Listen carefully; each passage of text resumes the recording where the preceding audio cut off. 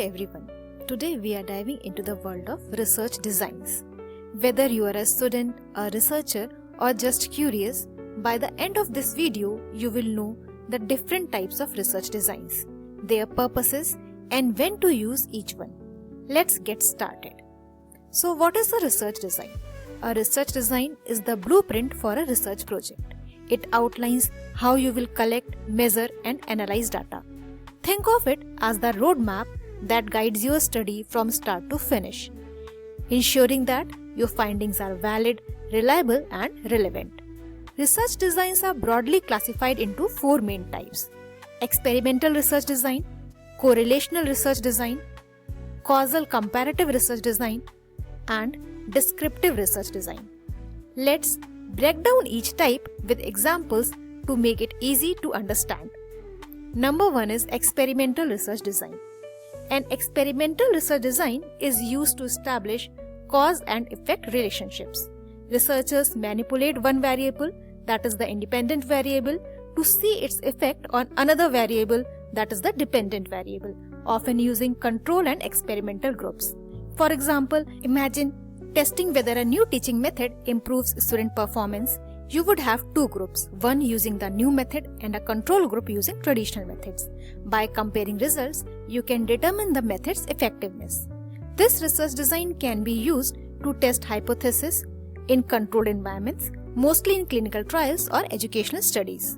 Next up is correlational research design, which explores the relationship between two variables without manipulating them.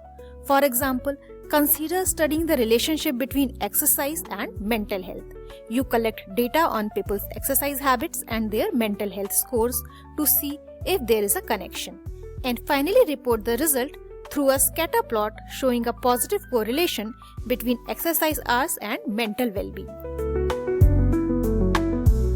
Correlational research design is mostly used to identify trends and patterns when manipulation is not possible or not ethical, especially in large-scale surveys or observational studies.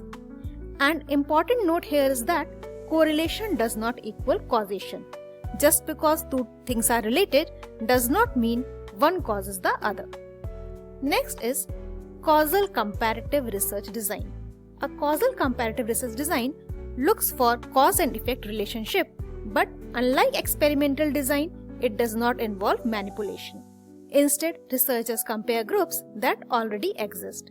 Suppose you want to find out if students from urban schools perform better in math than those from rural schools. You can't assign students to live in urban or rural areas, but you can compare their performance based on their existing environments. This research design is mostly used when manipulation is impossible or unethical. To explore pre-existing differences, it is mostly used in educational or social sciences research. Finally, we have descriptive research design, which focuses on describing characteristics, behaviors, or phenomena as they exist. There is no manipulation or control, just observation and description. For example, conducting a survey to find out the favorite social media platforms among teenagers. You collect responses, analyze trends, and report the findings. Descriptive research design can be used to gather detailed information in surveys, case studies, and observational research, and when you need a snapshot of a specific topic or population. Let's quickly compare these designs to solidify your understanding. So how do you choose the right research design? Consider these questions. What is your research question? Are you describing, comparing, or testing a cause? Can you manipulate variables? If yes, experimental might be the way to go. Are ethical considerations involved? What resources do you have? Choosing the right design ensures your research is valid, reliable, and impactful. And there you have it, an overview of research design, their types, and when to use each one.